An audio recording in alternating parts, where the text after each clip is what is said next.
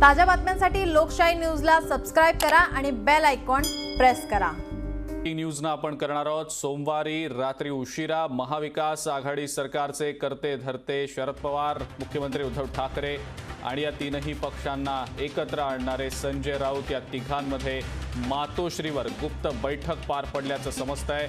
विशेष म्हणजे अगदी राज्यातल्या सत्ता स्थापनेच्या महागोंधळात देखील शरद पवारांनी मातोश्रीची पायरी चढली नव्हती। ते शरद पवार मातोश्रीवर कालच्या या बैठकीदरम्यान हजर होते। कोरोनाचं संकट दाराशी उभं असताना नक्की या तीनही नेत्यांमध्ये काय चर्चा झाली, काय खलबतं झाली आणि या भेटीमागे नेमकं काय कारण होतं यावर आता चर्चा सुरू झालेली असताना राज्यामध्ये राजकीय भूकंप होऊ घातला असल्याची कुणकुण देखील आता लागलेली आहे। सूत्रांच्या हवाल्यानं ही बातमी येते आपल्यापर्यंत। पहिल्यांदा शरद पवार मातोश्रीवर या सगळ्या घडामोडींदरम्यान गेलेले असल्याचं समजतंय। मुख्यमंत्री उद्धव ठाकरे, शिवसेनेचे खासदार संजय राऊत आणि शरद पवार यांच्यामध्ये ही गुप्त बैठक काल रात्री मातोश्रीवर पार पडलेली आहे आणि याच संदर्भात आपण अधिक माहिती जाणून घेणार आहोत। आपल्या सोबत आपली प्रतिनिधी प्रतीक्षा बनसोडे आहे सध्या। प्रतीक्षा, अतिशय महत्त्वाची ही राजकीय घडामोड आहे असं म्हणावं लागेल, कारण शरद पवार मातोश्रीवर जातात आणि तीन नेत्यांमध्ये महत्त्वाची ही बैठक पार पडते। काय नेमकं हे कारण होतं बैठकीमागचं? कारण कालच आपण बघितलं शरद पवार राज्यपालांच्या भेटीला देखील गेलेले होते आणि त्यानंतर रात्री ही गुप्त बैठक पार पडलेली आहे। प्रतीक्षा, काय नेमकं घडतंय सध्या राज्यात? नक्कीच अजिंक्य, एकीकडे राज्यात कोरोनाचं संकट असताना मात्र दुसरीकडे राज्यात राजकीय भूकंप किंवा राजकीय हालचाली ज्या आहेत त्यांना सुद्धा वेग आलेला कुठेतरी पाहायला मिळतोय। गेले काही दिवस सातत्याने आपण पाहतोय की महाराष्ट्रातील कोरोना रुग्णांचा आकडा जो आहे तो वाढलेला आहे। त्यामुळे कुठेतरी विरोधी पक्षनेते असतील किंवा विरोधक पक्ष असतील किंवा अनेक जणांच्या टीकांना जे आहे ते ठाकरे सरकारला सारखं जावं लागत आहे किंवा ठाकरे सरकारला त्यासाठी जबाबदार ठरलं जात आहे। काल जे आहे, कालचा पूर्ण दिवसभरात जर आपण पाहाल तर काल अनेक भेटी गाठींचा प्रकार जो आहे तो राजकीय वर्तुळात रंगलेला आहे। काल स्वतः शरद पवार यांनी राज्यपालांची भेट घेतलेली होती। त्याच्या काही दिवस अगोदर संजय राऊत यांनी राज्यपालांची भेट घेतलेली होती। देवेंद्र फडणवीस, माजी आपले मुख्यमंत्री देवेंद्र फडणवीस यांनी राज्यपालांची भेट घेतलेली होती।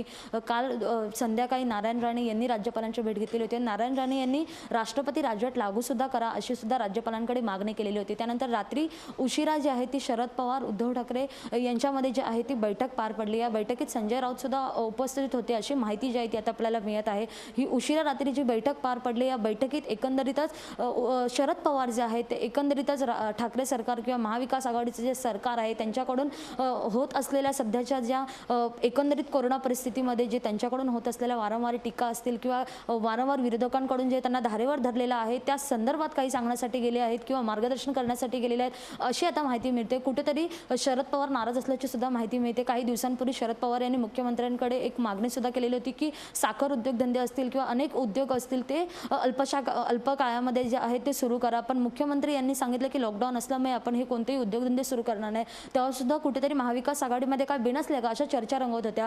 त्यानंतर काँग्रेसचे जे काही दिवसांपूर्वीच काँग्रेसच्या एका नेत्याची व्हिडिओ क्लिप व्हायरल झालेली होती। सरकार हे ठाकरेंचं आहे, शिवसेनेचं सरकार आहे असे सुद्धा जे आहे ते एका काँग्रेसच्या नेत्याने जे आहे ते आरोप केलेले होते आणि त्यानंतर सुद्धा महाविकास आघाडीमध्ये काय बिनसले का अशा चर्चा ज्या आहेत त्या राजकीय वर्तुळात रंगू लागलेल्या होत्या। काल जो एकंदरीतच प्रकार पाहाल तर काल उशिरा शरद पवार आणि उद्धव ठाकरे यांची बैठक झालेली आहे। खरं तर शरद पवार यांना जास्त अनुभव आहे राजकारणात, ते प्रदीर्घ काळ जे आहेत ते राहिलेले आहेत त्यामुळे त्यांना खूप दीर्घ काळ जे आहे ते राहिलेले आहे त्यामुळे त्यांना खूप अनुभव आहे की कशा प्रकारे या परिस्थिती ज्या आहेत त्या हँडल करता येऊ शकतात किंवा परिस्थितीला सामोरं कसं जाऊ शकतं।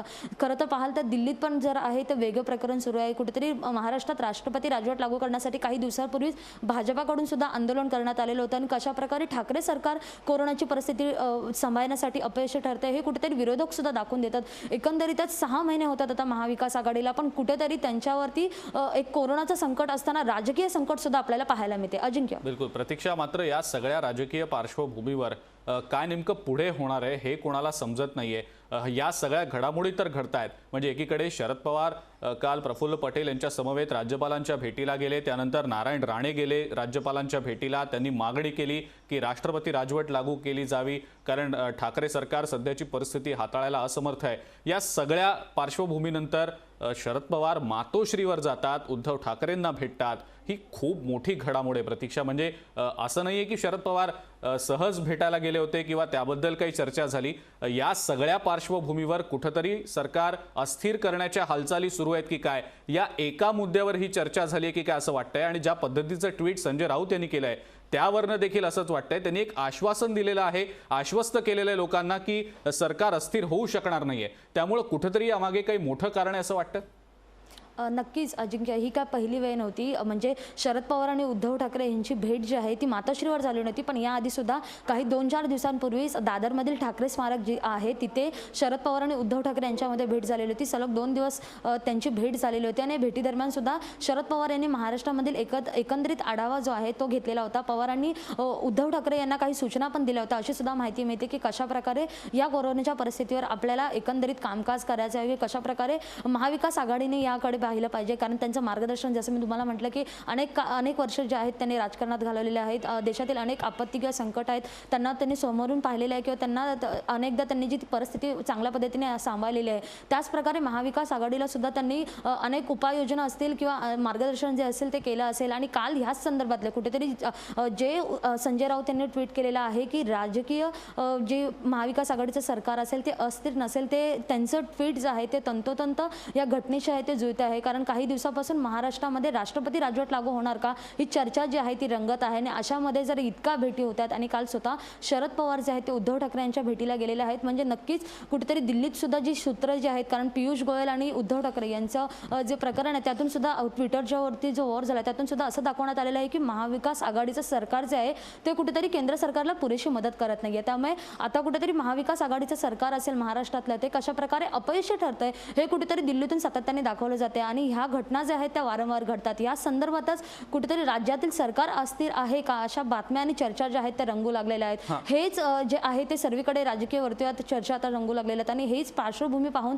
काल शरद पवार आणि उद्धव ठाकरे यांची जी भेट झालेली आहे ती महत्त्वपूर्ण आहे. कारण या भेटीमध्ये नक्कीच या गोष्टींवर चर्चा झालेली असेल. कारण राष्ट्रपती राजवट लागू करण्याचा जो मानस आहे, कारण कुठेतरी भाजपाच्या त्या मनात आहे, हातात आलेली सत्ता जी आहे ती भाजपाच्या हातातून महाराष्ट्रातून गेलेली आहे. 6 महिन्यापूर्वीची घटना आहे. आणि आता कुठेतरी भाजपा सातत्याने महाविकास आघाडीचं सरकार कशाप्रकारे कोरोनाच्या परिस्थितीसमोर अपयशी ठरतंय हे दाखवतंय. आणि दिल्लीतून सुद्धा काही सूत्र जे आहेत ती हलताना राजकीय चर्चा पाहायला मिळतात.